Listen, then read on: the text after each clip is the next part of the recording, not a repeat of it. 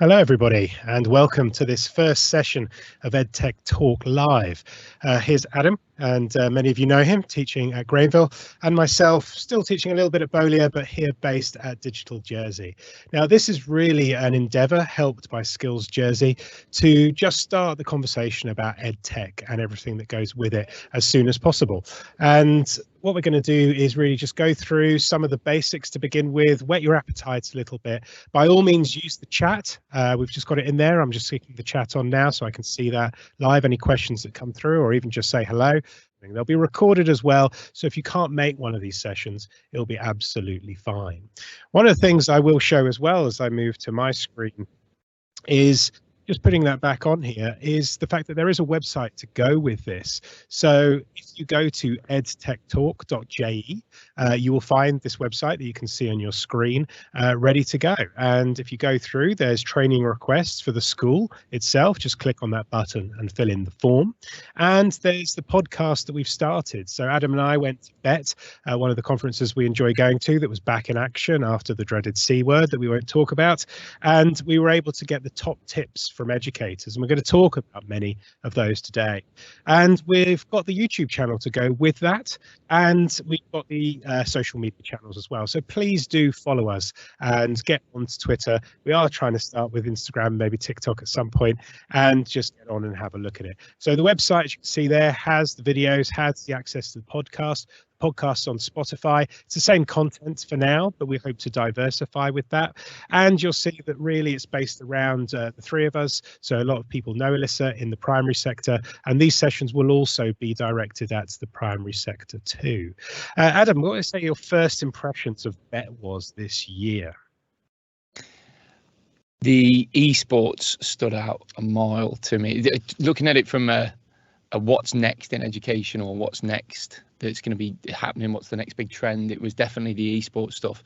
I'd say esports stood out, and also just interactivity with the applications. I think there's so many people now that are trying to app smash and merge. They're taking the best parts of their favorite apps and putting them together, and seeing the integrations and drawing on the other teachers' experiences from those really stood out to me. I think that, not mentioning the C word, as you rightfully said, but it was definitely a period of time that made people stop, learn and reflect. And we're starting to really see a culture now of staff and teachers that are taking the best parts of the applications that they know and integrating them into each other. And with that, there's then changes in technology. I was blown away by the lack of interest in interactive boards and interactive panels. That was a new one to me. So many people now boasting about this. The sort of fortunate situation that I found myself in for the last few years as being a device-based teacher within the classroom. People talking about how much their classroom agility has improved, and teaching from the front and teaching mobile around the room and the use of devices. All of those three things stood out to me, and actually, and upon saying that, I think that esports encapsulated all three of them facets the most. Absolutely. I think the esports was a shock to me as well. You know, I was always wanted to be a fanboy of it, but I think we'll save that for a whole session on itself. But yeah, as well, the interactivity. I remember BET being just interactive board, interactive board, interactive board. And now the conversation is more, let's remove the sage on the stage, and, you know, can we get the devices in the hands? And I think that's a big conversation. We're not going to dwell on that too much today, but I think that is the big question in Jersey. Can we get to that one-to-one status? It's not easy, but it is hugely transformative. Yeah, I mean, it's just as simple as that, isn't it? Yeah, I can speak from first-hand experience now, the benefits of having a departmental trolley of devices and the instant change in attitudes towards teaching and learning that has brought about, and the competition for them. And fundamentally, at the moment, it's not enough, but it's certainly more than what we had got, and our students at Granville are benefiting from it. Yeah, and we're going to get into some nitty-gritty about some team stuff in a minute, some hands-on stuff. But as you're talking about it there, it reminds me very much of a conversation I was having with UK schools when I was a bit more Apple-ified, and when they had the iPod Touch, and there was a school that went full iPod Touch. And, you know, back in the day, that was kind of a weird thing because the kind of touch devices in the hand was odd. But now every single child has one nearly, I would say. And, you know, that's, again, a conversation for another day. But are we ever going to get brave enough for letting the mobile phones in the classroom? I don't think I would be, to be fair. I think it's I think it has to have a purpose. There has to be a something to it. We just subscribed to a calendared app that we can use and distribute our events to and everything. And I was a big advocate of saying we do actually have that functionality within Outlook. Yes. But I will never forget about 6 weeks ago, and this one's going to live long for me, a student sat in my class and her Apple Watch went off because she has synced her school account to her email from her mobile phone and went, it's the basketball competition at lunch. Yeah, literally job done. Right? Yeah, job done. Absolutely. In terms of the poor member of staff that sent out the PowerPoint presentation, say, please can you show this in form time? No need. We've got students that are now having it pop up on the watch. Oh, absolutely. And that.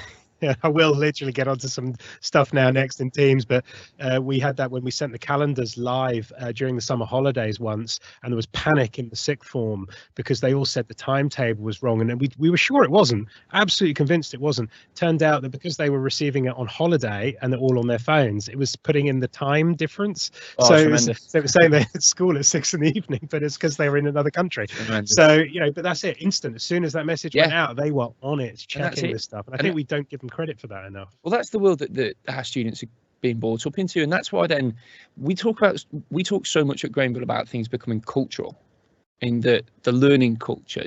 My students, they can now access the notifications, anything that they want on their device, and when you make something cultural, it becomes habits, and habits are hard to break. That's why for my students, they'll pull out the Dell devices and they'll go straight to the Teams channel that they know they're going to find the notification about their assignments in.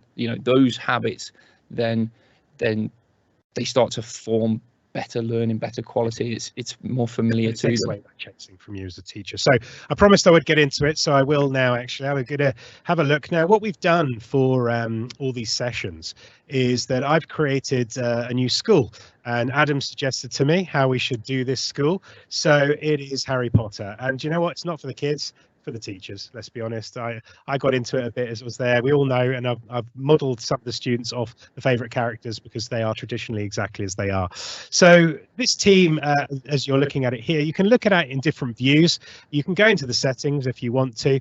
Some people look back at the old view of that, and you can switch the view back to kind of more of a list view. So if you've kind of been used to seeing that list view before, don't worry about it. It's there and it's ready to go as it was before, everything down the side. But the more I've used the new view, the more I actually do kind of like it. So, it's completely up to you. We do what you like, and I'm just going to have a look at probably what the old school one was more here, and just what I can see on the side. So we've got our teams or classes on the left-hand side, and I've tried to mix this up a little bit. So the Gryffindor is kind of a maths class that we've got here. Hufflepuff here, we've just got kind of more primary example of what might happen, and we've just got some other classes so I can just see what different teachers view and see. Now this is exactly as the teacher would see it, all the different classes that you see down the left hand side. If I come now into Harry's world, as it's got here, he just sees, as he goes into his team, his classes, and for the moment and for the purpose of this, he's only got one at the moment, which is the Gryffindor himself. So it's just a reminder that those views are different for teacher and for student. Now we were just talking about it there, so I'm going to go straight into that. We've got the calendar, right? Now, I've got some of my assignments in here all ready to go. And, our students come to rely on this. And you can kind of say to them, you've got a Teams app if you want to download it on your phone to look at it. I mean, have you got much? Do the students do that from your experience? The onboard students do. And they're the onboard students that benefit from it. And that's raised the question, again, going back to what I said a minute ago about cultural stuff. We're not buying student planners. Student planners aren't being used. Students were turning around and we were getting the student voice feedback saying, well, I have the planner, but I don't know. We almost had students that were doubting themselves saying, am I making effective use of my planner? And I'm not trying to take the students out of a culture of independence by saying, well, don't worry, I'll put it in your planner for you. I'm actually putting it even more independence onto them to say, it's in there. It's just now you that has to access it. So I'm always a big fan of create an assignment, add it to calendar. It just makes it so much easier for our students to then start to think about, because what we actually want them to learn from use of a planner and use of a calendar is time management. So that's the skill that they're learning. The mechanism as to how they get that information, well, I can control that for them and with them. And you can help with the alerts and stuff like that. So let's do that then. Let's come in. So I'll show you the screen live, and we'll add an assignment as we've done that here. So I've completed some assignments. So from the teacher's point of view, when you go to assignments, you will see all the assignments that you have. You've got different, those you've returned, any drafts if you want to plan ahead. And effectively here, I've got how many I've done so far. So at the top, who was Pythagoras? 2 of the 4 have turned it in the class. I've returned 1 of them, and I can see how I'm dealing with my marking as it goes here. But let's actually go through and have a look at how I would create an assignment. So I'm just going in. I'm in my assignments tab as I was before, and I'm going to create at the bottom.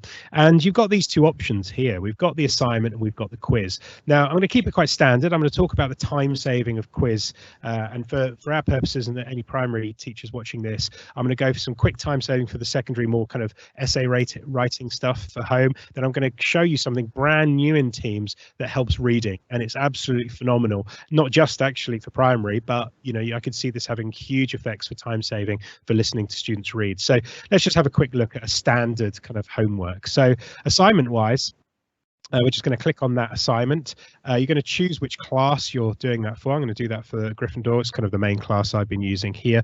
And here we go to kind of what we're looking at here. So if I just say written work on Pythagoras, because that's the kind of theme that I've been doing here, you can enter any instructions that you want, and we'll see what the student might see with that.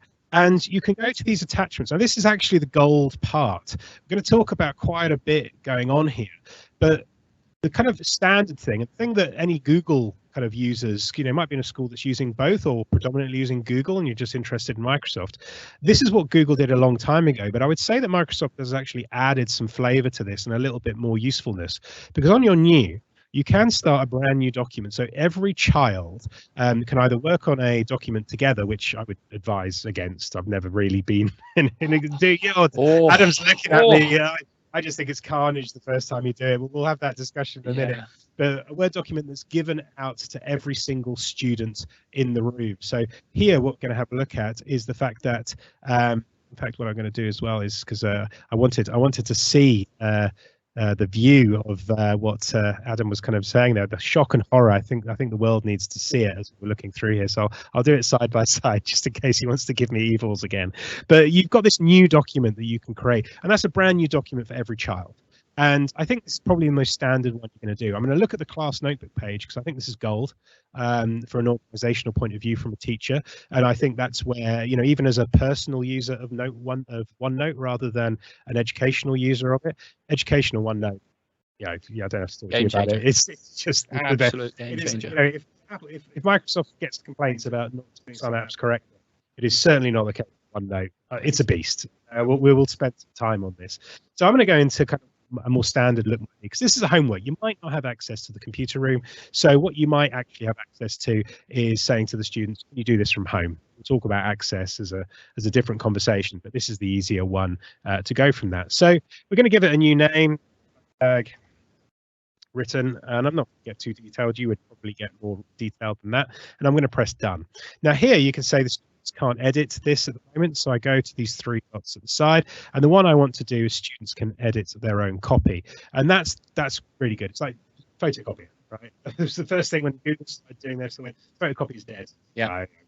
Tongue in cheek slightly, I kind of mean it myself, but this is really good, great for organization. You can attach files as well that are pre-written or kind of nudges to help them out, which they can then also get a copy of, which is quite useful for instructions. Do you do that, or do you do the new document, would you say?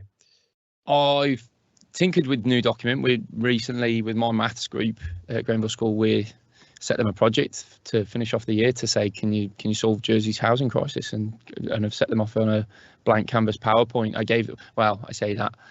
distributed a PowerPoint to them as their new document, but I'd actually then given them a prefix of 6 compulsory slides that had to be created. But for me, mine more often than not are the distribution of class note pages. Yep. So within my notebook, I'll create them and then distribute them out. And I think that is, for people that use OneNote, I think that is the default option. Once you see the gold, I don't think you would do anything else. But I think for the traditionalists and people that are kind of quite new to this, the idea of giving someone a blank piece of paper, the homework being written on and given back. We're starting there, but I hope we don't end there. No, I always view it then when you said about I wouldn't distribute something and get the whole class to work on it. An email went around today, has anyone got any flip chart paper? And straight away I was like, well, that's a group activity.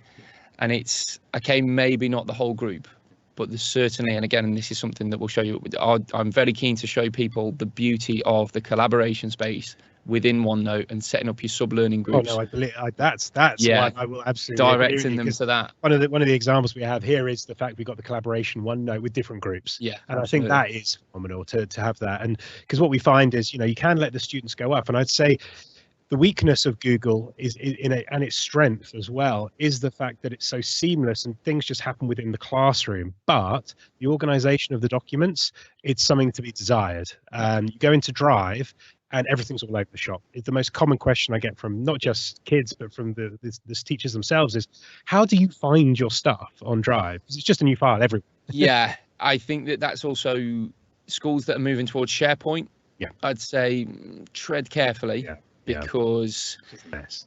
And there's just a far greater sense of ownership of distributing your assignments through OneNote pages, because the class notebook is automatically synced to the class team. The class team builds it. Yeah, and I think that's where we're going to be leading people to. We're showing them this is how you would work, and then we're going to show them every advantage. I literally do it because it saves all of my time and organisation. My time spent now organising and thinking about my learning content and my pages and where it's created and how I'm going to get that to the students is no longer happening, because I know exactly where it is, and all of my classes are organised in the same way. Truth be told as well, I'm doing that for the students' benefit, and the reason that I encourage my colleagues to do the same is because then I go back to it earlier, that culture of learning and where you find your learning, how you complete your learning tasks. It's going to be a history of their life. Yeah, it's absolutely. And to try and find those documents in Google, I always say to people, do you remember a couple of words in Drive? Just stick that in the search and it will come up. And that's not ideal, right? So one of the things I'd say is you can add some points. You don't have to do any points, right? You can give your grading back as you want to, but I love the rubric. Going from maths, where I'm going to show you all the form stuff, which is time saver. When I went to IT and did a lot of essay-based stuff, especially for sixth form, the rubrics were just gold for marking the essays. It's just really, really good. The best thing about rubrics is they are automatically stored in Teams, and you can then just draw on them again. And I'm not talking, because the rubrics are something that, when we always said earlier that there's going to be YouTube videos and everything else coming up, I've got about 5 solely on feedback for rubrics, because you can automatically create something that is still uniquely individual to the student and purposeful and gives them direction as to where they're going to take their learning next. And that's all then stored. You start to, one of the people that we're going to get onto these is Jo, my colleague, and it has changed the game completely for her BTEC business students. So English department, you think of some of the subjects that probably think, oh, we're not too digital, right? The English department salivates over this. It's fantastic. So as Adam just said there, you pull up a rubric. These are the rubrics that I was playing around with, and the more rubrics you make, the greater arsenal that you have. And I got very proficient at using rubrics. It's something that was similar to Google. So if you're in a Google school as well, this works just as similarly. And if we add a rubric that we have here, you can put the title, right? And it's like how you get your marks, but you would put something more kind of relevant to that. So or how to get your marks. So the reason why I would say that this is powerful is if you have different types of essays or different examples where the marking scheme is virtually the same every time, and that's the key. Try and make the marking scheme the same every time, and the kids will learn exactly where to get their marks from. And you enter your description here, but I never see the point in the description here, because you're really entering the description in grading criteria for me. Or your description then can just be, I've copy and pasted my description from the task, again, specific to it. But even that, within the description, when I encourage my students to say, look, go and check out the rubric, go and check out, I tell them where the goalposts are to begin with. So let's say we'll start the lesson with, look, students, I've distributed your assignment. Please do familiarise yourself with the grading rubric, because let's be honest, if you can identify where you need to be at the end, at the start, your learning journey is going to be a lot of an easier ride. We build our rubrics then with students in mind, and try and use the language that's in there. So within the description as well, it may just be something that you say to your students, have a familiarisation with the points at the bottom. Try and guess where you think you're at already. where is it, what's your next step? And that's why then I like building in so many more additional columns along the way. Oh, that's it. Exactly. No, we haven't got enough time to, like I said, we're going to try and get through a fair bit today as kind of a whet your appetite and then specialize on some areas the more we get into it. But here, if you were doing spelling, punctuation and grammar, you'd be more descriptive in there, obviously, for the kids. And you wouldn't say no mistakes at all. You just, you'd be saying, a few mistakes, given. You wouldn't say no care, some mistakes average. Be as descriptive as possible, because the kids do read them. They want to know where to get the marks from, actually. I found that they're very hungry to know how they're going to be marked. And, they don't often get this explicit nature to the granular level on how it is done. And then you can add in everything else. If you're doing something else, descriptive language, you can put in whatever you want into here. And I'll probably there we go. Yeah, my spelling and punctuation grammar is more always there down the bottom, and you can add more and more and more and more in. Now, what I like about this is we can leave out, or we can put in points. Now, this is gold as well for the points. You stick in the points, as I do with not a left click, but with a normal click here. There we go. And what we've got there is it's added in those point scoring areas for you. You can add extra columns as well if you want to go a little bit more granular, but we've got the percentage then here. So if I've given out 10 points for this, it's going to, at the moment, split that out evenly between the two rubrics. However, if you're saying actually only 10% of the mark is there and 90% is here, it will work out that grading criteria for you. And the favorite method that I use for this is our school has a commitment to learning score, which we then do for reporting. So one of my top tips will be to match these up and evenly distribute them compared to your commitment to learning score, because then, again, I'm not going to dive too much further into it than today.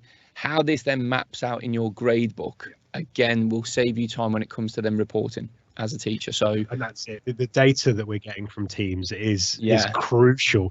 We're going to have a look at insights as well, because I deliberately worked late at night on one of those and during the day today to show you the different insights that you can get.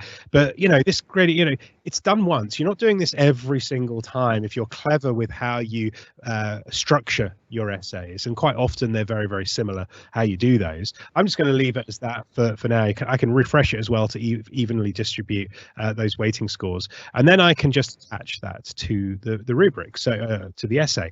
Now, one of the things I would change by default myself is the due time. By default, the due time comes at 1 minute to midnight, right? Now, while that's just pointing out the fact that that's the day end for the issue, what it doesn't help me for is the calendar. No, so let's just dive a little bit further into this, and I'll share some of my top tips with then changing the calendar. Picking the due date is all well and good. The little bit of gold in this is on the edit button underneath. Okay, so when you go to the edit button underneath, you can then also pick a time that you're going to schedule it for. I always schedule mine for 5 minutes after the lesson started, taking into account that. But the due date will then map accordingly to your grade book. I was devastated the first time that I didn't do it, and I'd got my assignments all mapped out as to where I wanted them to feature in my grade book, but because I hadn't tweaked the one due date, it then sort of sat out of sync within my grade book. So I always make sure that I do that. And also then, just as another one, if you don't and you leave it as its default as 1 minute before midnight, you're not promoting, for me, the SEMH things that we need to be thinking about for our students. You need to be saying to them, and mine are never set after 5 p.m. Never set them after 5 p.m. I'm not going to encourage any of my students to go home and be working any later than that. And you can cut it off and not accept any further hand-ins and say to these students, look, you did miss the deadline, that's it. Close date there, But I'd rather you miss the deadline than know that you're sitting up at 10 p.m. at night doing it. So like I'm taking away your access. You're taking it away from them, aren't you? That's it. You missed it. End off. We'll deal with that. And I'm a huge proponent of that work-life balance myself within the kids as well. Yeah, absolutely. Because you will get the diligent kids that will just go to the ends of the earth to finish every single piece of work and go to bed at like 2 a.m. And again, that then brings us back to the information that you get from insights. This wasn't something that I thought of instantly. It was then all of a sudden identifying that a student was accessing it at 5 a.m. and they'd woken up in a panic thinking, well, actually that piece of learning had to be in for today. I'm like, well, I'm shutting that down. And I've got a huge, when we come to insights, I've got a huge story about the insights we got, because it was nearly, it pains me to say, nearly 20 years ago when we started foraying into online online quizzes, and we were getting the times back, and it was the first time we'd seen for me, the very first reality of how kids were actually working. And yeah, there's a huge part for that there. So yeah, so there's the gold there in those edit times. I think that is worth doing, right? It's easy just to click that due date. Done. But here you're helping the students out for their own kind of well-being, and also the structure of your own timings and things like that. So yeah, so it helps out. Otherwise those calendars will go off the screen effectively, because you have to scroll up to see them at midnight. So if you do start getting to a habit where students do start to rely on that calendar, you're just helping them out themselves as well. Again, going back to earlier, encouraging what we're teaching the students, we're teaching them time management skills. Absolutely. There's no way it's one minute. Might be for an adult. Right. I'm really keen to see where you go next when you set it to a channel. So what is in the calendars? No, the actual assignment. Oh, okay. We'll have a little look to this in a minute. So the other thing you have about the calendars, because I live in calendar world and I have done for about a decade in this, I will do students and me. If you've got more than one owner of a team or more than one tutor, if you're team teaching, then you want both of those. But we used to have it where the head of department would also be part of the team, just so they could go in and delve in and have a look themselves. And I didn't want to pepper theirs as well. So it just depends who you are with those last two. But for me, it's students and me always. And when you're going post assignments to the channel, to the general channel, yeah, I do. I just go general. I just go general. I knew you were going to shout me down there. Explain why you maybe shouldn't go general. Right. Again, without going too deep into this, you cannot turn off the ability to reply to a comment that's posted in the general channel. Okay, so therefore then I always create myself a specific channel, which again, as I say, synchronize back to the OneNote notebook, but I will never post anything to the general channel, because you cannot then police students' ability to, you can't turn on your moderation of the channel. You can't do it within the general channel. So if all of your assignments are then posted to a specific channel, you can then police it. You can then police who can reply, when they can reply. You can enable the channel moderation as and when you want. So I never post an assignment to the general channel. And I'll tell you why, because I think that comes more from the fact that after, like I said, it has effectively been 10 years of working online, at Bowley when we did that kind of policing hasn't happened, because it's just when they come in, it's already been happening for 6 years for the students in front of them. And we make this big deal of, why would you be stupid enough just to write something with your name on it? Oh, yeah. Because it's tagged. Trust me, I've then done lessons. Covering a PHSE lesson is always my favorite, because I'll then turn on and I'll post something contradictory. I'll say to the teacher, look, I need to have permission to it. Create a new channel, call it class discussion, put a controversial post in there, and watch the students then litter it with comments, knowing that you then have the power to stop it, control it, and then talk about them within it. But I don't want that, and I don't want that discussion happening in and around the assignments that's just within the general channel. I think it gets lost, because the bots that within teams will create everything to the general channel, and I'm like, no, actually I want it specific to a specific channel that the students are going to easily navigate to. No, I get that entirely. I mean, the default is the general, so if you side with Adam, which I can absolutely see that, especially if it's a new group. I still remember the very first kind of months of using online and posting. My God, the waffle!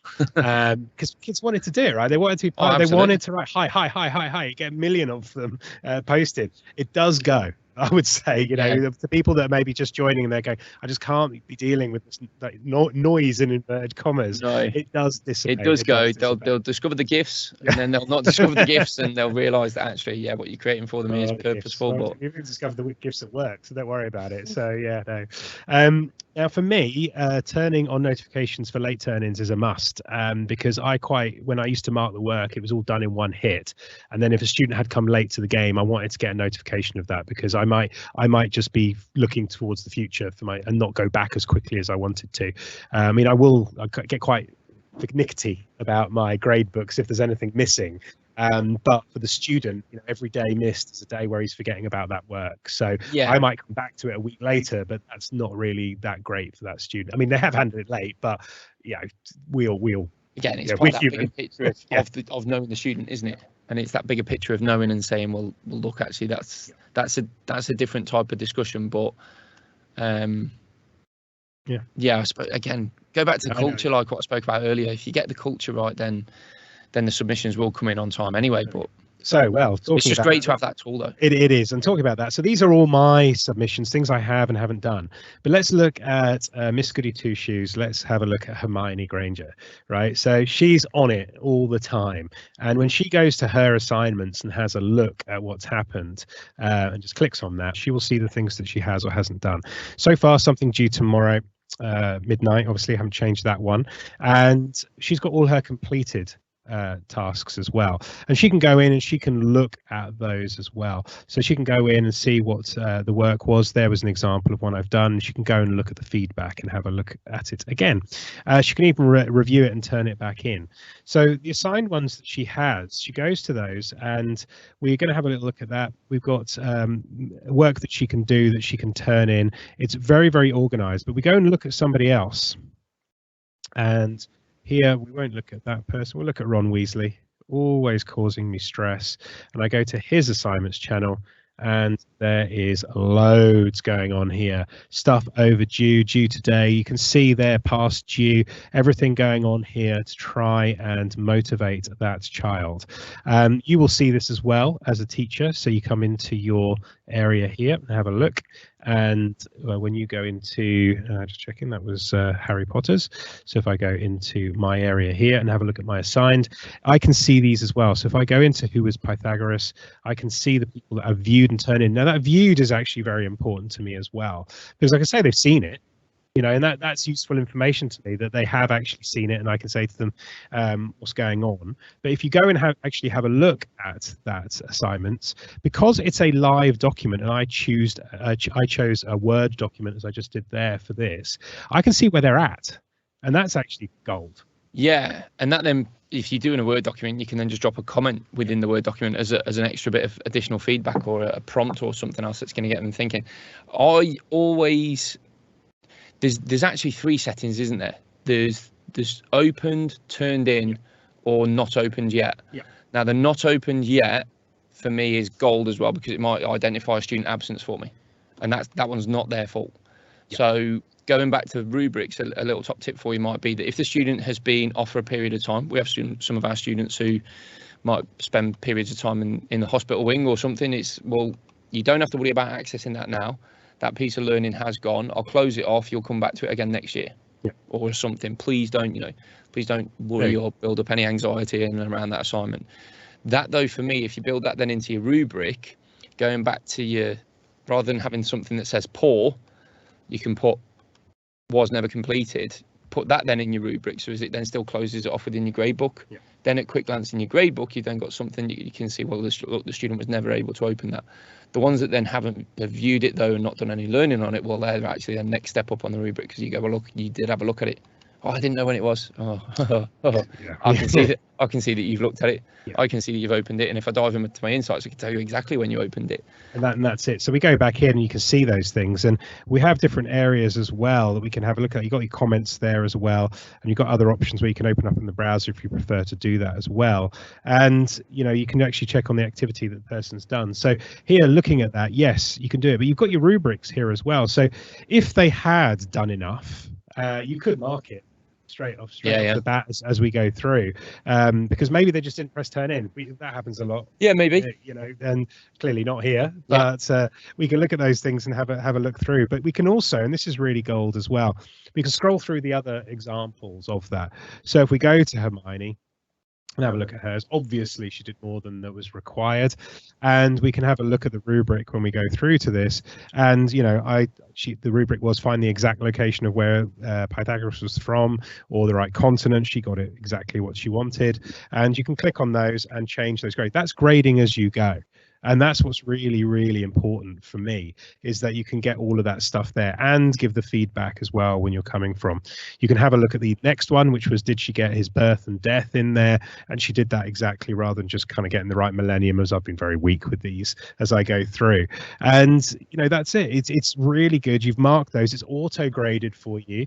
And you can then go back and flick to the next person. There's no searching around. No, you've not navigated away. No. You're still within that same assignment, and yet you can then access access all your different students and the feedback that you want to give.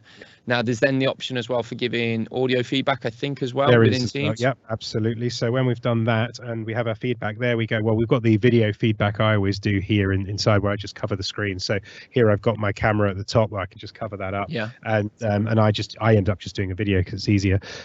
You've got the idea here that you can actually give other feedback. You can press the plus for other stuff here. But when you go into that, you've got your recording time to give feedback back. But if you're just closing that screen or monitor off, I've actually got a posh little doodah that goes across there when it does that. Very and then nice. I press record and I can do that.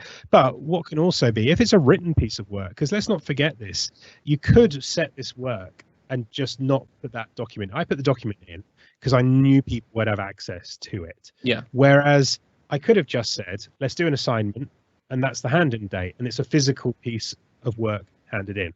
It's not, why you're in Teams, but I see so many schools with calendar apps just for homework when Teams could be that app. Yeah, absolutely. And then you can then start thinking about it, your other school events. Yeah.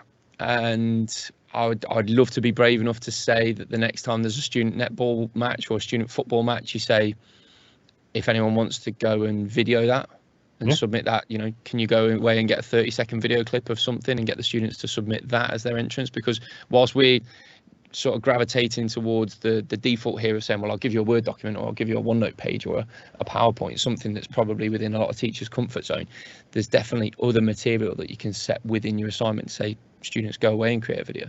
Yeah, go away and submit something. When they upload that file type can be anything. Absolutely. And again, this is where we come down to the fact that, you could be marking something here, and we're talking this from the teacher's perspective as well. If you've got a physical piece of work in front of you, a handwritten, or even just the kid's own workbook, and you've got that at home and you've just set the assignment in Teams, you can go to Teams and you can use your phone with the Teams app and you can record that screen. Just hold it above the work and just using your actual finger, just go through it, go like that bit there, that needs more work. This is think how much quicker that marking is and how much better it is. I probably wasn't around when voice messages and answer phone machines were invented, but all of a sudden, actually I can just leave a voice message. That tool's not gone away. It's just different now. Yeah, it can absolutely be audio and give them a voice note. And one of the things that we're talking here on video, we kind of used to it. I know there's a lot of teachers out there that get quite worried about the sound of their own voice, but I say to them, you literally teach children every day. They know what your voice sounds like. It's only you that doesn't know what your voice sounds like when you hear it back.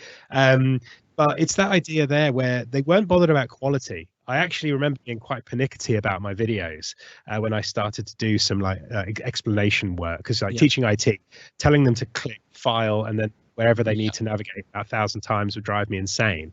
And when the ability to give them that video content was there, that was my life. Just, my stress levels came down. But I wouldn't let it go out of my video unless everything was perfect. And then I remember some students saying to me, we need that video for this next piece of work. It's not quite edited yet. And they said, can we just have it? Gave it to them. And they were going, what are you talking about? And it's you that gets hung up about it. Not absolutely. Yeah. So Mrs. Grocott will gladly tell you the stories of me sitting in the kitchen, take 3, take 4, take 5.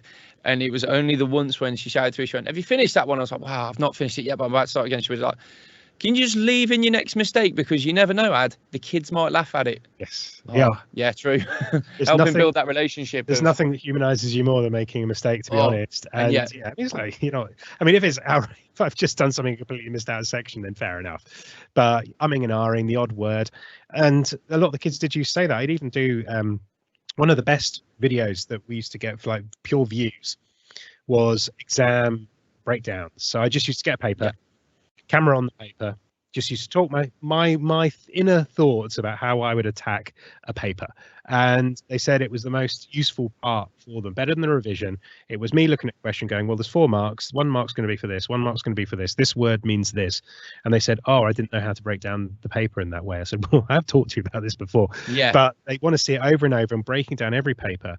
And like you said, it was just sometimes I'd do something and then I'd start talking about the answer and go, oh, hang on. It says what's not the thing absolutely. to do. And I went, how many times have you made that mistake? And they go, you can do it too. I can do it too. Makes you more human. Absolutely. So as we go through here, we can add that feedback and we can return it back to those students. And I think that is really useful stuff. It's just kind of general essay stuff. But what Adam was alluding to before is kind of where I wanted to go with this. That's fine. I'm going to cough now.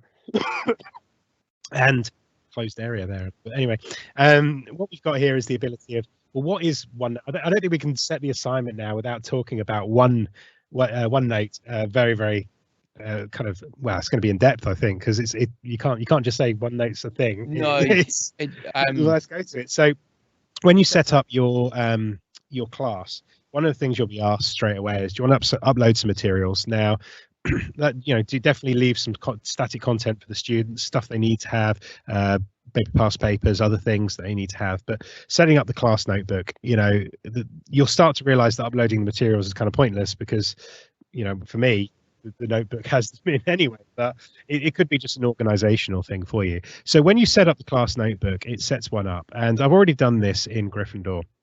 And we can see the class notebook at the top here.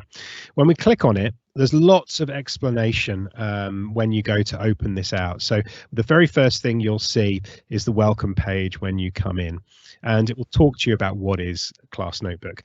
Now, if you've used Notebook at all, just as a note-taking device, I still think of all the note-taking apps I've ever used, OneNote is by far the best just for notes. I'm not even talking about the education piece yet. But what blows away, and I wish there was a way to emulate this in the workplace for OneNote, it's those shared pages in the distribution. Yes, you can share pages, but it's this distribution within a team that I think actually would be really useful. And what we mean here is, this is the breakdown of OneNote. You've got collaboration spaces, and this is what Adam was alluding to before about, well, when you have that flip chart that you're looking for, did you actually need it? I'm just going to click. We've got the wheels of death here for me at the moment. We have a collaboration space where everyone in the class has that same page, a collaborative set of pages. While I'm struggling to get this loaded, what's the best examples when you use this? When we've done group work. So within the collaboration space, then you can then go into manage the notebook. And so I go into the collaboration space and I'll pick up different sections, and I'll elect team captains within my class group. So I'll have Team Harry and Team Ron and Team Hermione and Team Neville, and say, look, you're going to be the captains. That's who's on your team. You're in charge of policing your own collaboration space page.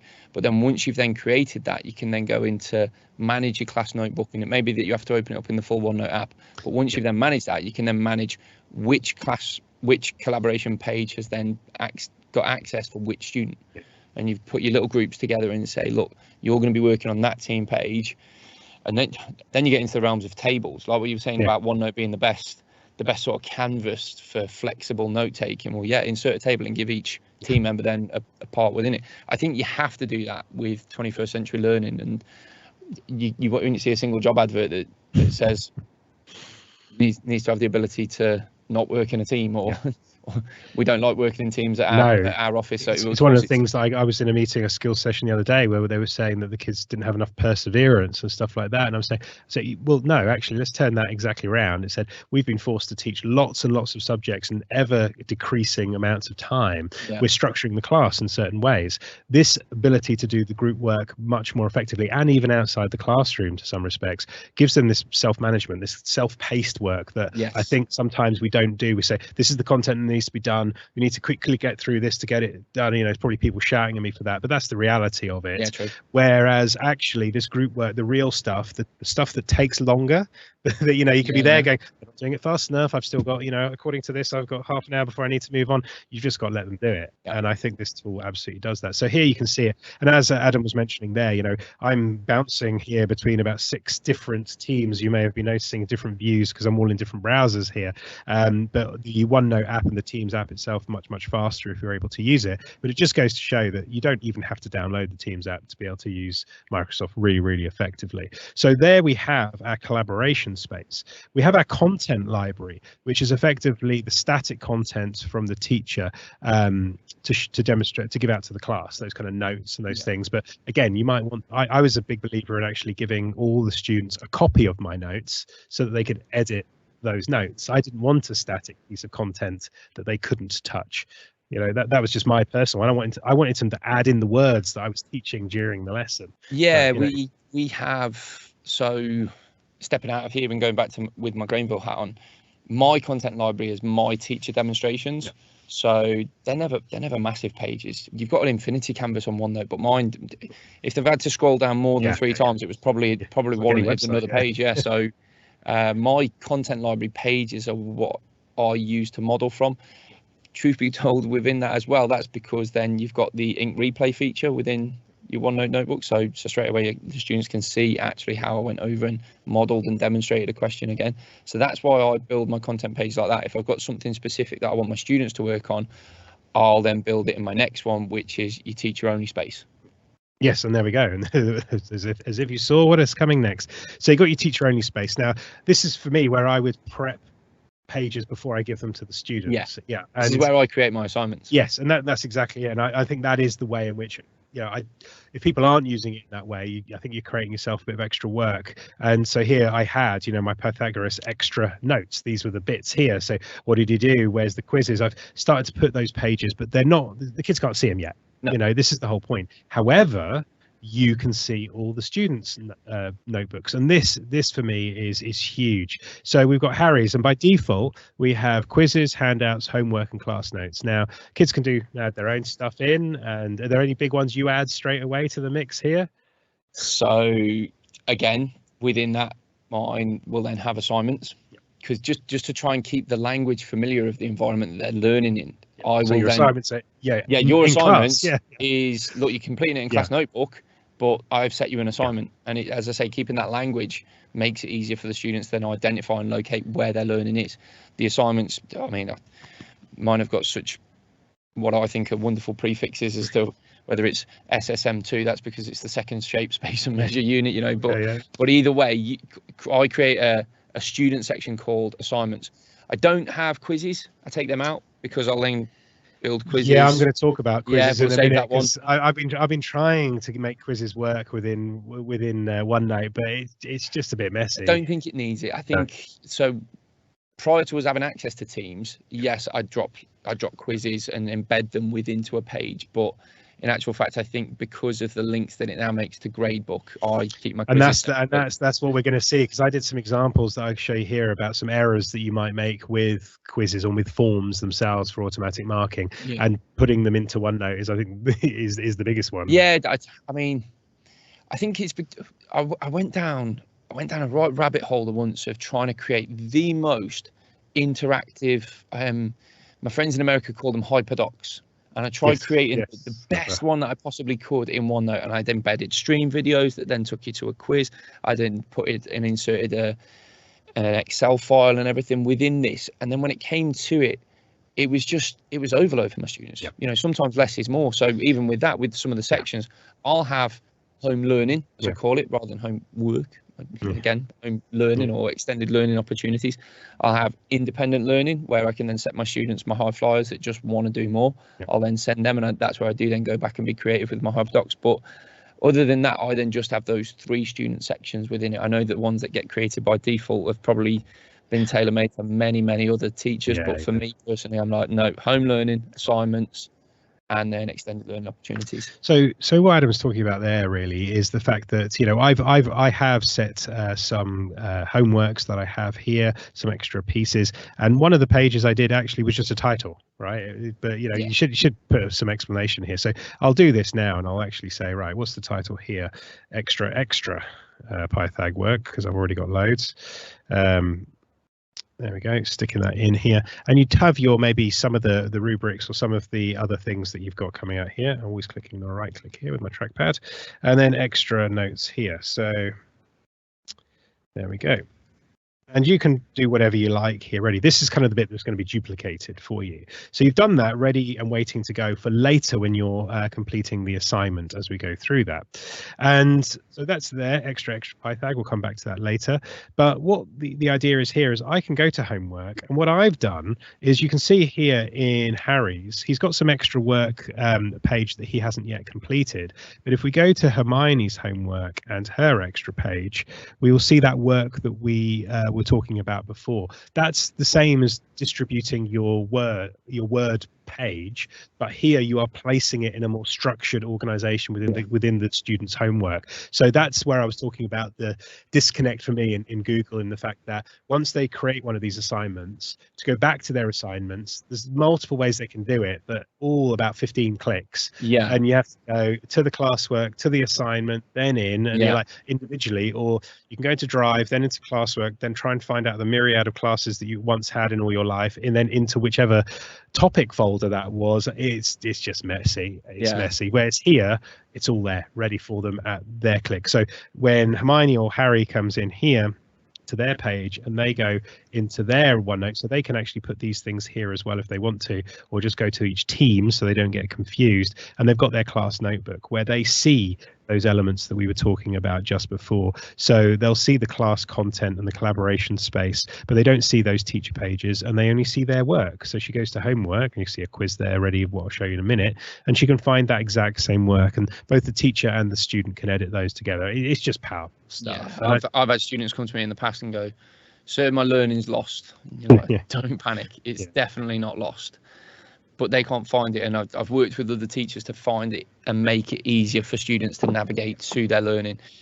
Just one interesting point whilst you're there, just because I think that maybe for the viewer, you navigated to class notebook. If you go back to your view again, yes, the which is what you're in here, okay, and we can see if you hover to class notebook over on the top rail there, that's because the way that Rory's viewing his teams at the minute is that he's got all his teams down the left rail. Yeah, so if we want to have a look at that, we go into switch the view. So this is if you've got a more modern view to this here. So that was different as to what you'd got Hermione set up with. Yeah. So what you'd got there is you were looking at teams in list view, whereas then when you're in Hermione's, you go to grid view, and that's then where you'll find class notebook and assignments over on the left-hand side.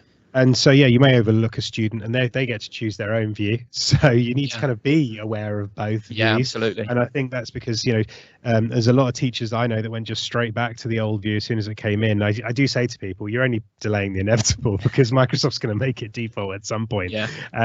But, you know, everyone has their ways. So like I said, here is a teacher that looks more familiar to what you were seeing with Hermione there. So thank you for that. So on the assignments, and we go in and we create. Again this time, and if I go back, sorry, I click love this trackpad. There we go. And when we go to the create assignment, which I'm going to be more careful with this time, and do that assignment there, I'm going to go to Gryffindor, which perhaps I didn't do last time. I'll go double check when I go back and see if it was actually Hufflepuff, and then I can go to extra as it was called. And when we were doing this new, you could do a brand new page. So if you hadn't got any information prepared, you can just say brand new page. I actually think it takes longer. Yeah. Because when you click new and class notebook page, the one I always forget is because I end up going straight down to, well, actually, where am I going to put this? And I forget about the new page. And for me, it's just I forget what I've done. So you can create a new page, but for me, it's attach a class notebook. And here we can then go to the teacher only content, and we should be able to see that page in Pythagoras's extra work ready for me, which was called extra. And there it is, extra Pythag. And when you stick that in and attach it, you've got those notes already prepared or any information that you already completed.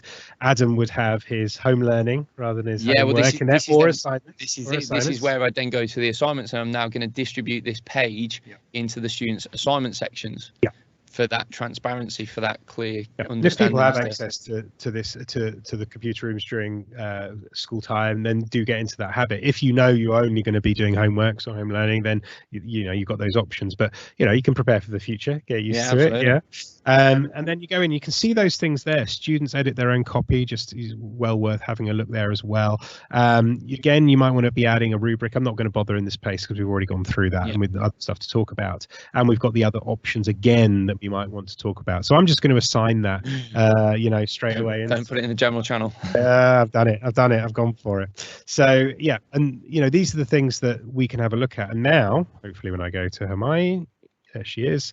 And then if I go to her assignments, we'll start to feel those plugged in. I'll start to see. I think I've just got a bit of a delay on those, so I will check out why that's not the case in a second. There we go. I'm going to double hit it. It's in the general tab. And there we go. There it is. I just needs to refresh the page there. So when Hermione goes to extra, rather than seeing a Word document in here that would kind of be the old school way of doing it, as we said, we can go to the extra Pythag, and it's already in her notebook, ready to go. Those are the extra notes we were talking about before. We can edit in here, and she can do a lot more than a Word document as well. Yeah, and also for teachers, our English department, a wonderful colleague of mine, Vanessa, when I showed her this a couple of years ago, pre-C Word, and we'd got just OneNote as an ability, the digital inking within OneNote was there, and previously it wasn't there in Word. So then for Vanessa to do her traditional feedback, inking all over the page, highlighting sections and stuff like that, rather than having to sit her kitchen table with 50 different pieces of paper sprawled out and 6 different highlighters, Vanessa had got it all there within her Surface device that she was using. So it just gave that extra additive. I mean, there's then plenty of other features within OneNote, because if you then go to OneNote, you can then insert and put some audio in there as well. Again, more than one way to skin a cat, but there's loads of different features, and that's the real beauty and benefit of creating those OneNote pages that you then distribute as part of your assignment. Absolutely. And I handed in that assignment there but didn't do anything. They do have the ability as well to undo a turn in, if they did do it and then suddenly something comes to them, and then they can turn that in again. You get these animations that you may have seen just pop up there before as well. I actually quite like them. It could be a bit twee. It's always a competition then in my classroom to be like, I got the octopus. That's it. Which one have you got? And what we were talking here about before, and we're going to go to grade books now and have a little look at that, is Hermione can check her grades and where she's at with those. So things that have been turned in, things that have been returned. I'm being a bit slack here. I've not returned everything yet for her, but she can then go in and have a look at any feedback that's been returned. And we do a whole section on feedback. There's a lot to do about feedback. And my colleague Natasha is itching at the prospect of sharing her thoughts on how we can really elevate feedback through Teams. But I mean, there's so many places to go. I mean, from the teacher's perspective, if we have a look at that and go back to the Teams and go to Gryffindor and have a look at the grades, you're seeing all of obviously everybody's grades as we come through. Let me just click that through again. There we go. And you start to build this up, and the work and the you can open the students' work in. For me, I don't know about you, but parents' evenings, there's no prep. It's so much easier, because the other thing is then within this is you can then filter out just specific students. So when you're searching a student, you don't have to worry. And parents' evening is a great example. If I'm just going to put up Hermione's learning and and then look for Neville's, etc., or so be it, you're just then searching through that specific one. The other best feature in Gradebook is then how quickly it populates when you go into doing things like quizzes. We're definitely talking about that. My students love. I have finished it. I'll be like, all right, I'll click refresh. Don't worry. There it is. And mapping their scores, and then giving them the opportunity to self-assess their performance within the class, and they'll understand their. So there are 2 things I want to get through quickly then before we do that, because they are going to take the time and it is running out. And that's why we were saying we could deep dive, and we will deep dive in those areas. But I think it's good to see how teachers would use this in a real world experience. So if there's things we've missed out and bits, you go, well, I've tried that and it's not what you just said. We will go back to these things, and we want to do this constant feedback. You've got the online, we've got the social channels as well. They've got the chat facilities when we do live sessions. Do all those things and we'll answer them. And we'll come around to the schools as well. I certainly will. That's part of what we're aiming to do as well. And that doesn't have to be on a whole school level. That can be on an individual level, department level, whatever level that was required. We're just trying to get stuff out there. So for me, the big one, insights. We've heard about this a lot when you get into it.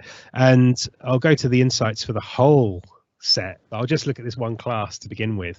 And insights is exactly what it suggests. If you are in a school that is starting to really delve deep with this, or at least one subject, and you're the one person in your organization that is, the stuff that you're going to get here is Ron Weasley hasn't turned in an assignment yet. You go through and you have a look at all the different assignments, the digital activity, how many students have been inactive or not inactive.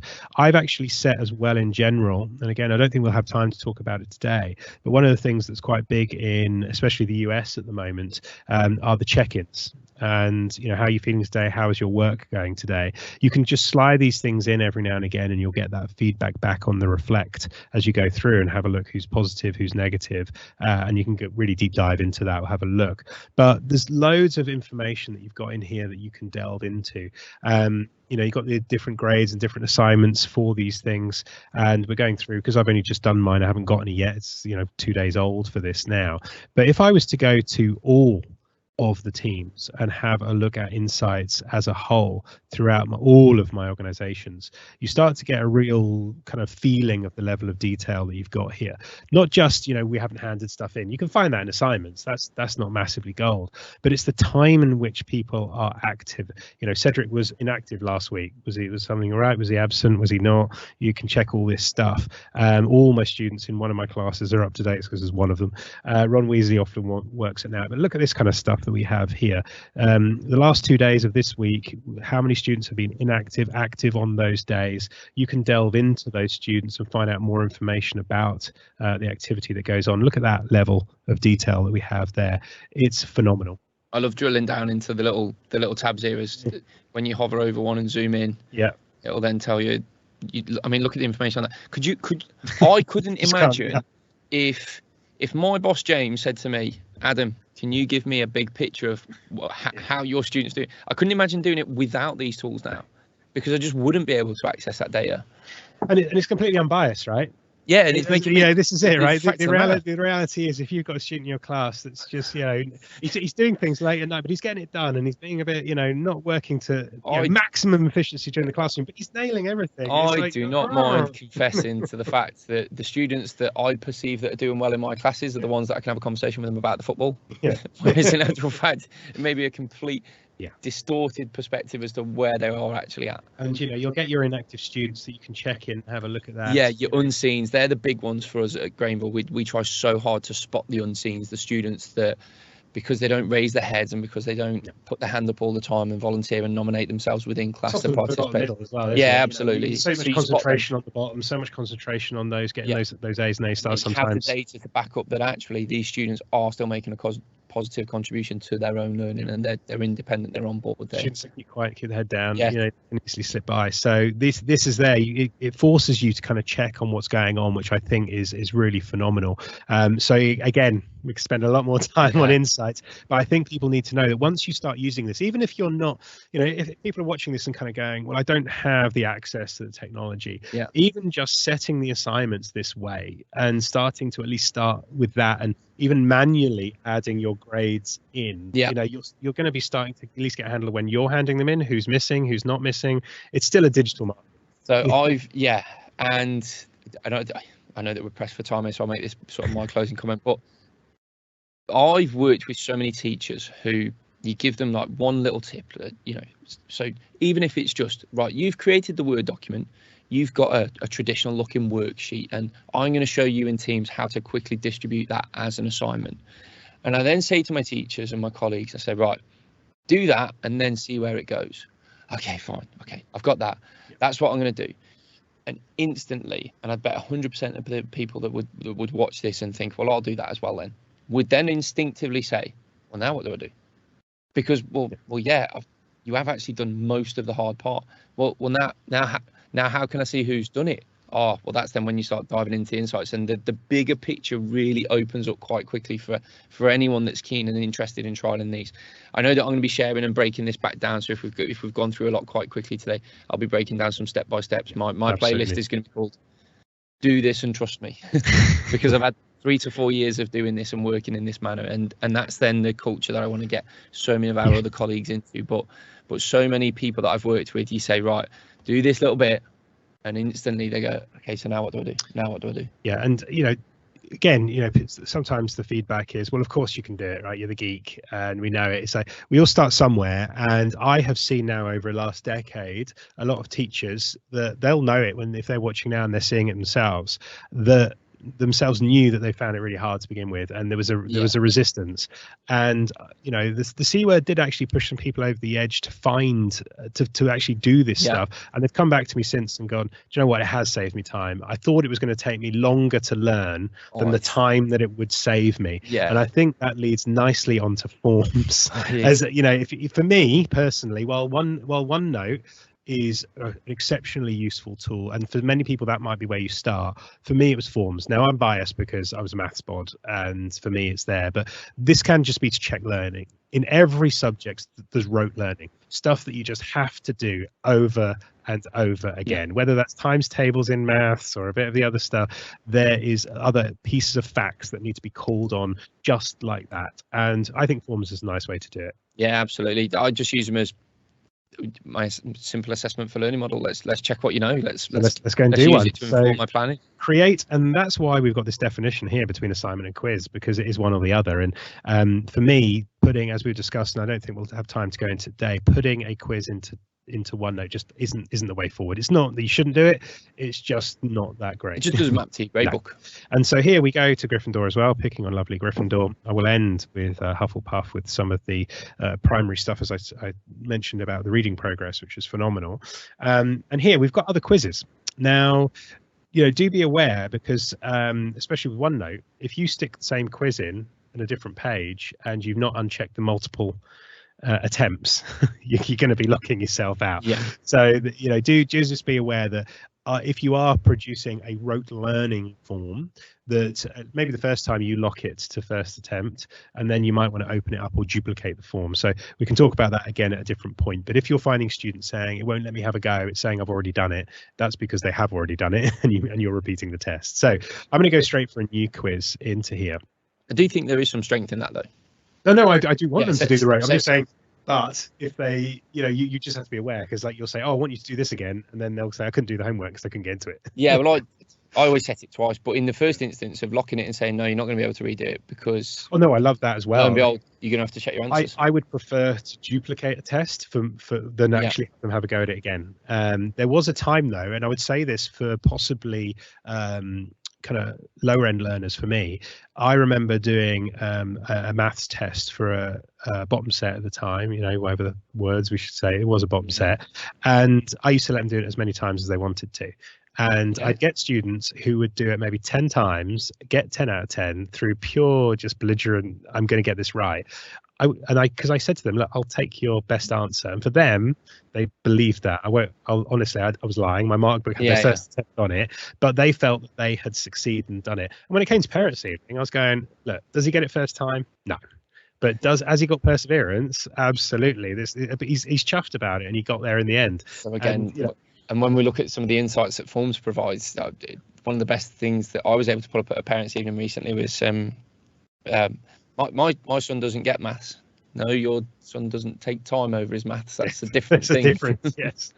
Yeah, and I can prove that to him. Here's how long it took him to complete his form. Yeah, and that's what the insights will give you. Absolutely. So here, you give your quiz a test name. So I'm just doing timetable, times tables even.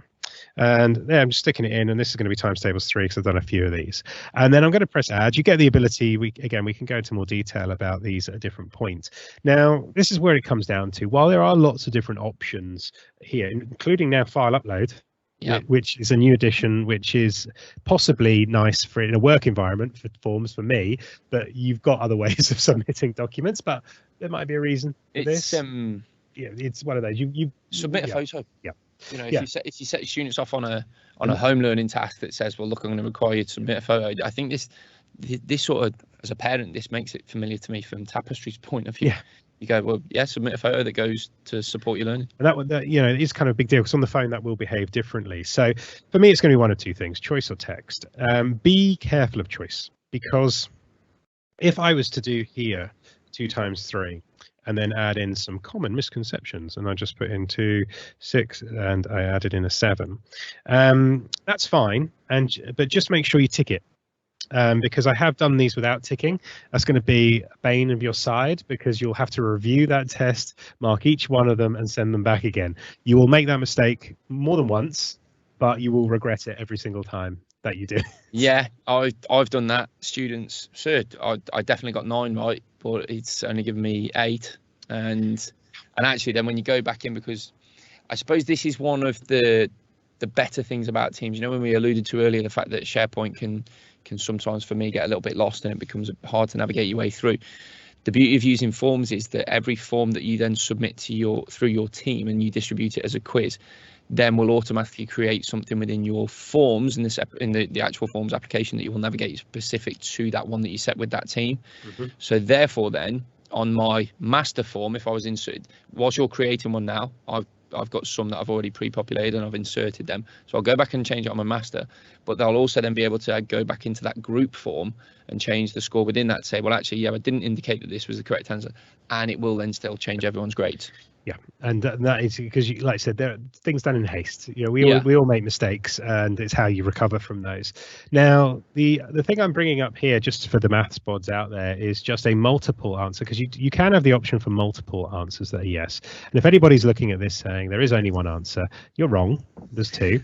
But do be aware of multiple answers in forms, because you know, if we're ticking that correct answer as 2, but leaving out, well, we're going to tick this one again, obviously, as correct. -2 times -2 is +4. So the issue we have here is if a student gets one right, but the other one wrong, they lose all the marks. Yeah. So so if that's a thing that you're happy with, fine. I'm just warning people that is a thing. If they go, I wish I'd have given them half a mark there, because they're getting it more right than somebody that just put 4, right?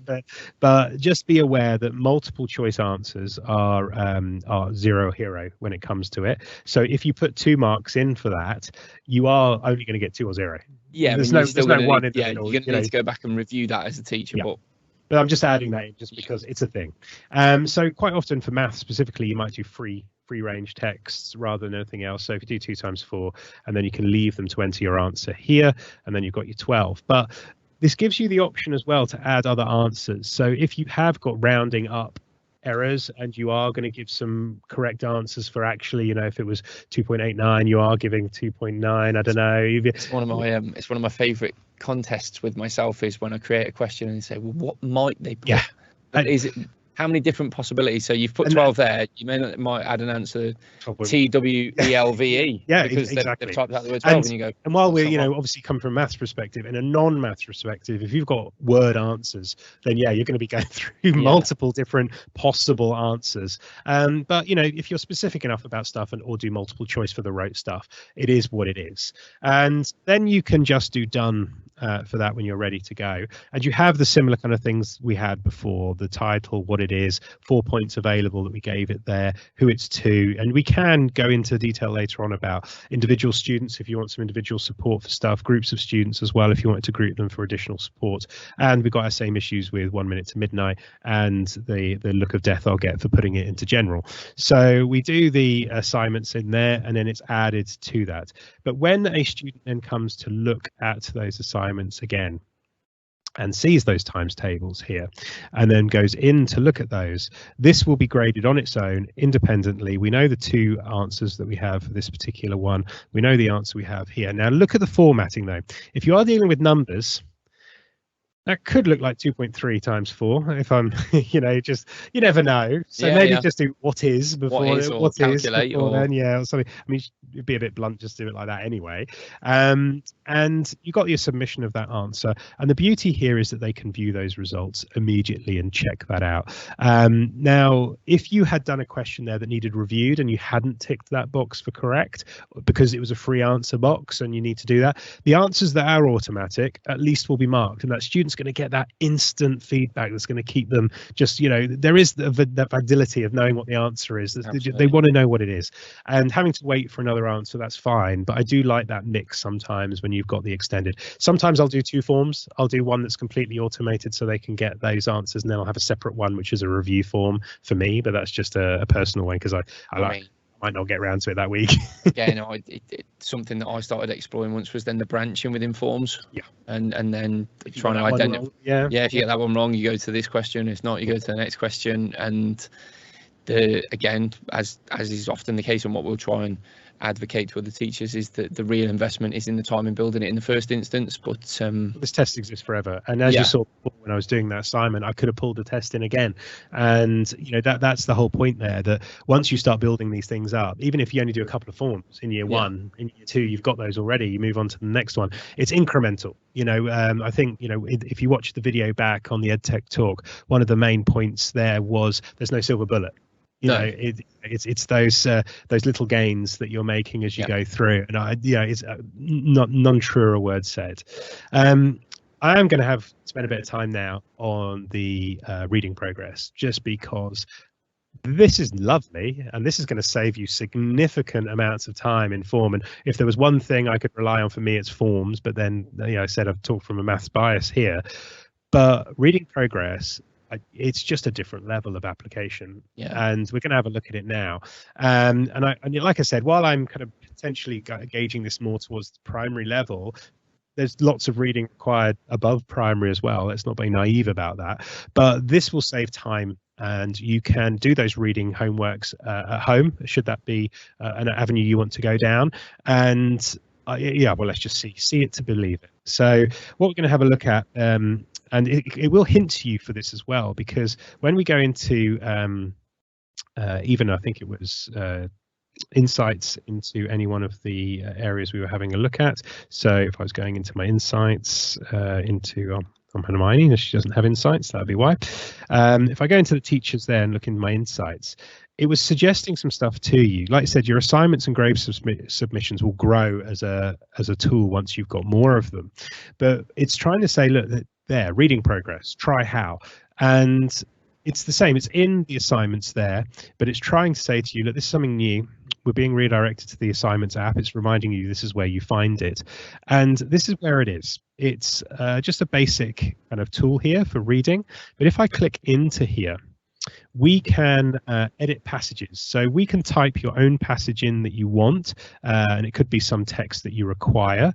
But there is a selection. I'm going to choose new passage here to look at a sample library, or importing a Word or PDF document that you already have. Let's look at the sample library, because this is interesting in many ways, because it has the levels for the reading that we are taking place. So there's loads to go through here, looking at the different key stages here for up to secondary, and you can click into those and actually start to filter those through. Or do I want some secondary piece? So while I mentioned primary, absolutely not dedicated to that at all.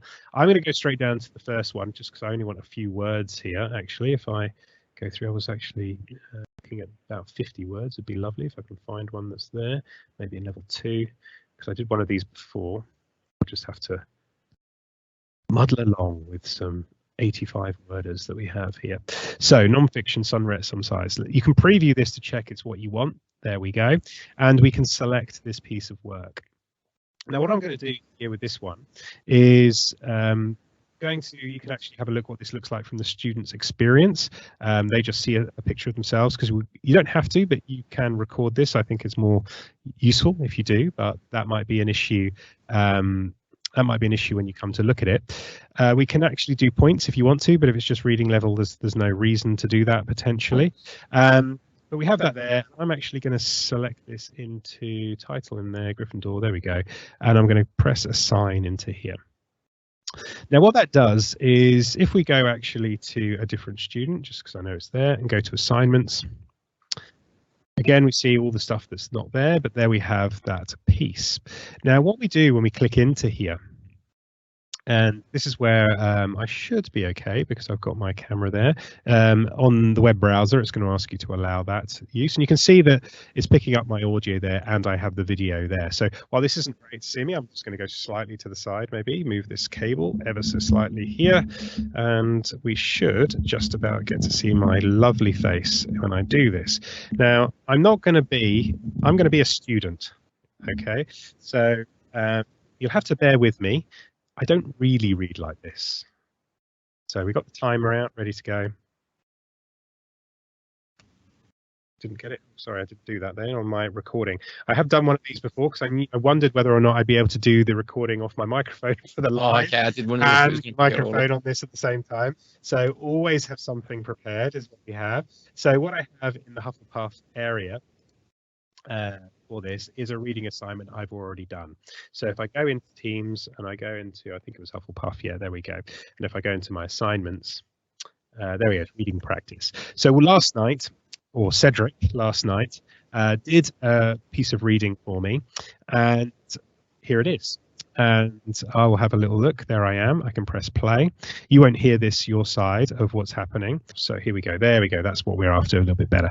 So you can see the words that were being used during it. That was the text. That was what was being read in real time.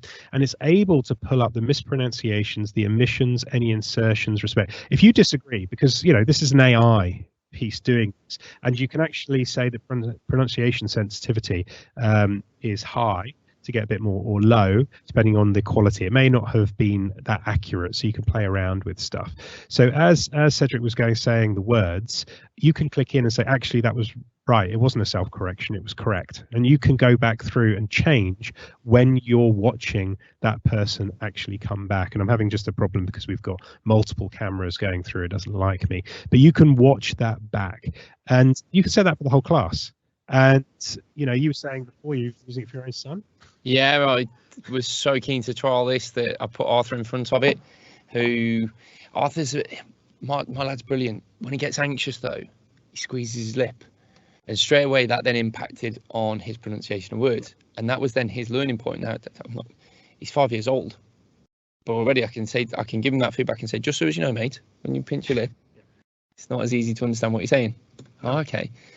But he is growing up in this world of, I think I was 13 before my drama teacher did anything at school that they recorded me on that I could watch myself back. And yet he's growing up in a world where it's happening from reception. So yeah, it's an environment and a culture that he's going to be familiar to. If it's going to provide the students with better quality feedback and help them develop their confidence, then that's fine. When we roll this out in September, we've got some of our learning assistants that we're going to be using this with, and we're doing it instinctively as a confidence builder to say to our students, because for so many years the only thing we've been able to do is to say, right, we're going to take you off and do some guided reading, we're going to do it in small groups, who wants to go first? It's really that from every student. Yeah. Whereas now we can say to our students, we're going to do some guided reading, you're all going to go off on your devices, you can face the windows if you want so you don't have to see each other, but you are going to get to record yourselves, and we're going to be able to build this within to our curriculum time, etc. So as our students can then develop their confidence of reading.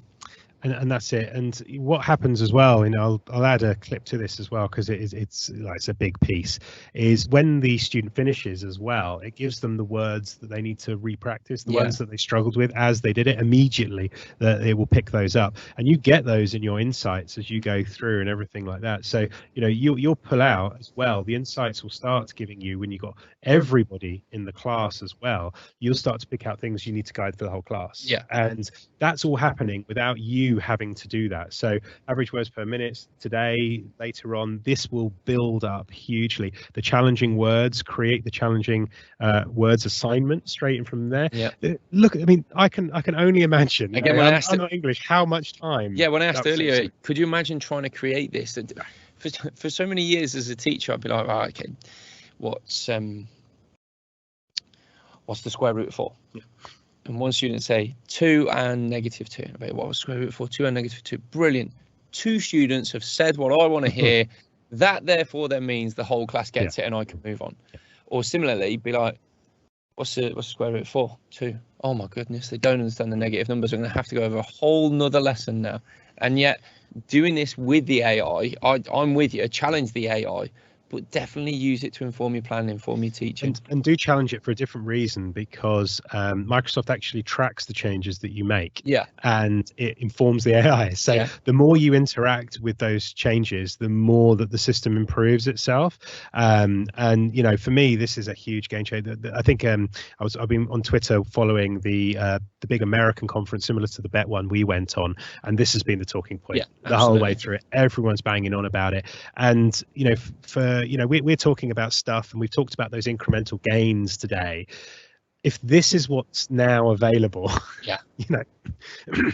we used to use forms, right? That was the big thing, forms. Yeah, and OneNote, it's like, oh, OneNote, you can share stuff. Now we're getting to AI tracking your voice, telling you the words, and this is all happening in a relatively short amount of space. So there is no good time. If you're not massively confident with tech, there is no good time to get on. No. But the good time is now. The good time is now. And then, like what we said earlier, is just pick us something and excel it.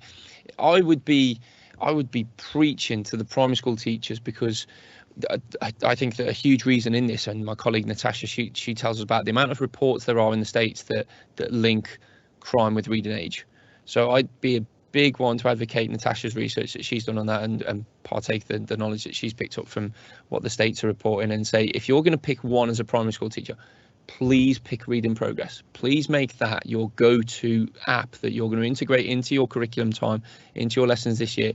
Even if it's one device, we have, the school that my son's at is brilliant as to what they do to track their reading, their reading progress and everything. But I know that this can just take it to the next level, and it's that next level learning that we want to expose as many of our students to as possible. And we'll spend more time on this at another time, and we are coming to the end of the time here, so we're just going to wrap up, really. We've mentioned it loads of times, incremental changes. Don't be put off by the fact that we've been talking about lots of stuff, and you go, there's no way I'm going to get here, right? Yeah. This is stuff that's taken a career to get right.